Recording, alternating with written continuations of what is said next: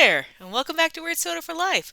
Today we're drinking Whoa Black Cherry, Bam a Lamb, Whoa Black Cherry, Bam a Lamb, there's tarragon inside, Bam a Lamb, that's no lie, Bam a Lamb, it's there on the can, Bam a Lamb, and I should not quit my day job because there were no more lyrics to be had.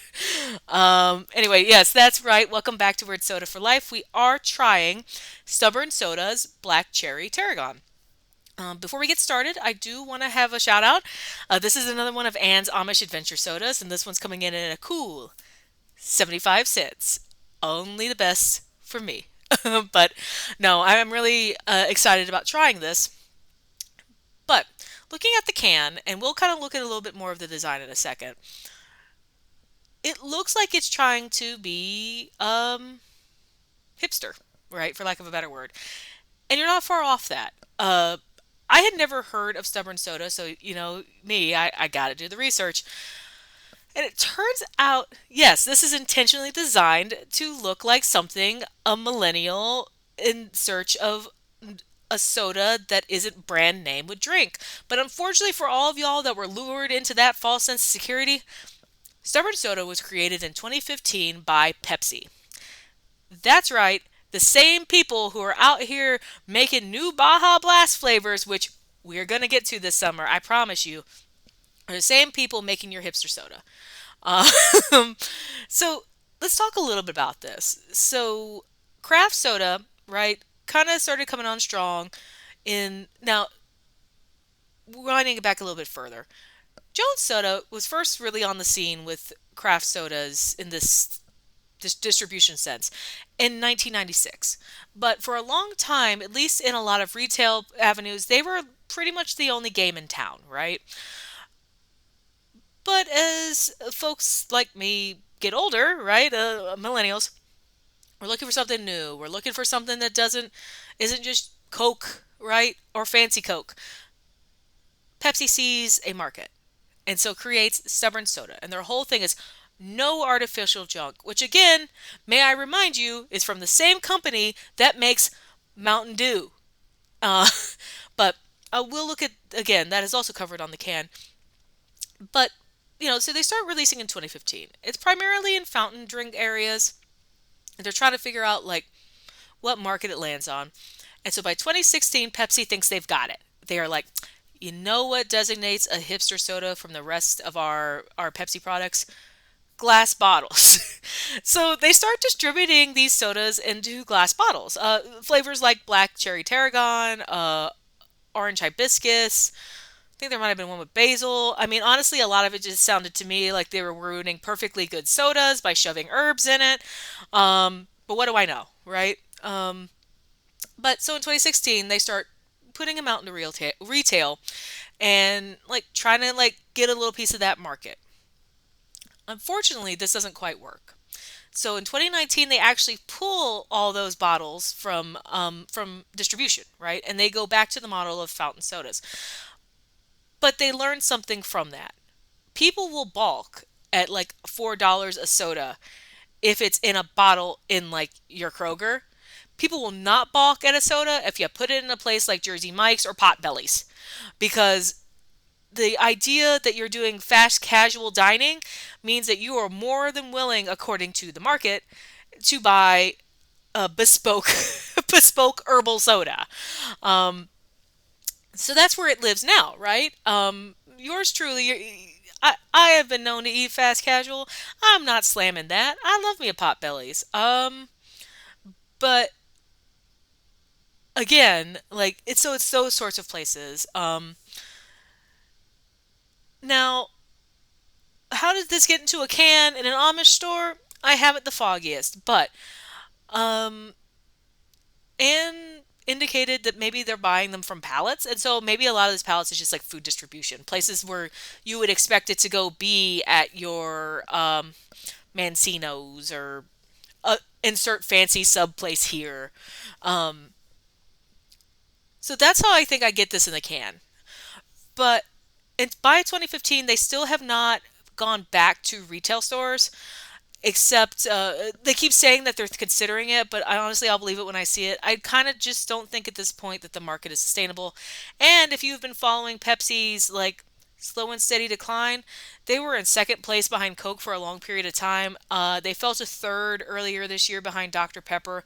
And I think at this point they might have also slipped to fourth. So, I mean, I don't want to be the one to tell Pepsi it's business, but maybe this is not the time to pivot back to retail. I'm just going to put that out there. Um, but yes, so according to Pepsi, this is the next generation of soda. So let's find out if that's true. First, I want to look at the can. I will say it does look very. Honestly, if I didn't know any better, uh, I would almost be like, "This is soda for men," because that's kind of what it appeals to me for this. Like the bold block black letters, the like the backwards B. It's like they don't have to play by the rules; they are the rules. But I don't know. But I do like the font design. I don't know if I'm really sold on the red and the green unless this light green is what tarragon looks like. I don't know. But kind of coming back to this whole thing about being like hardcore stubborn, it says crafted the stubborn way with high quality ingredients and no shortcuts. It's good to be stubborn.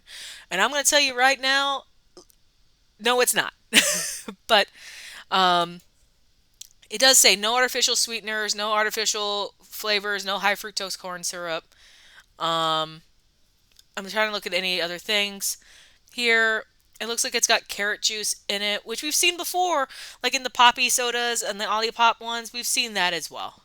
But I will say, all of this natural things aside, there are still 36 grams of sugar in it, which essentially means to me that this is just Mountain Dew that you can serve in a mason jar.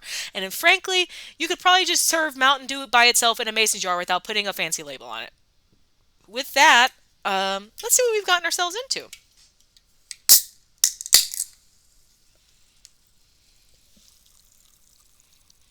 Okay, well, I definitely smell the cherry. We're going to pour it in a glass because I kind of want to see what it looks like. Oh, I really do like that pretty red. I like that deep red. I mean, if a lot of what you taste is with the eyes, my eyes are feasting. But I really like that red.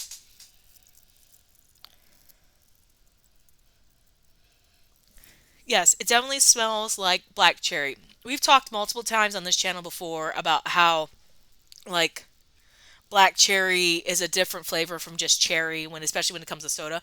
This smells sweet. This I have a friend who doesn't particularly like cherry soda. No, it's not Mr. Weird, who also doesn't like cherry soda.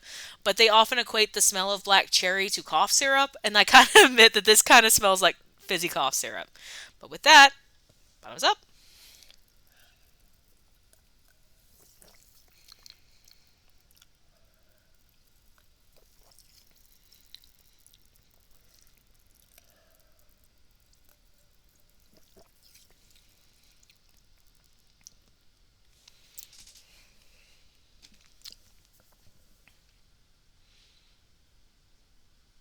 Damn it, stubborn soda. How could you be so tasty? Um, I actually like that quite a bit. What I find fascinating is this. So it says black cherry, right? But in a black cherry, we talked about deep, sweet, oftentimes rich. This is kind of tart. Most black cherry flavors, again, go for that overly sweetness. There's not a lot to cut it, which is why a lot of times when you're having it with something, they might pair it with a vanilla to like tamp down a little bit or to kind of enrich that sweetness.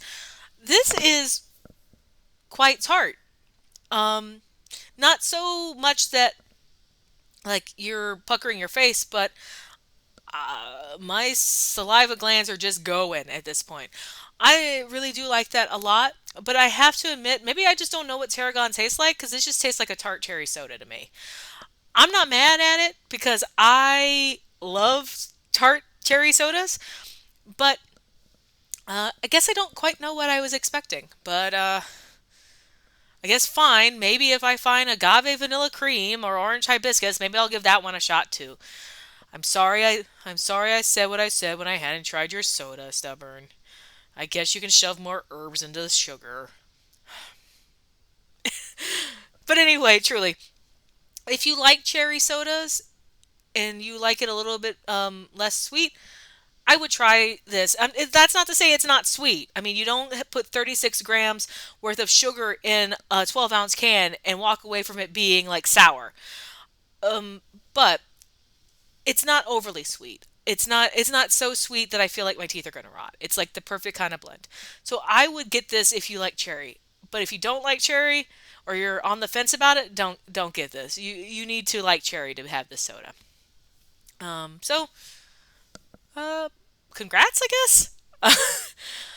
Next week, we are also exploring another one of Anne's Amish sodas, Malta Goya.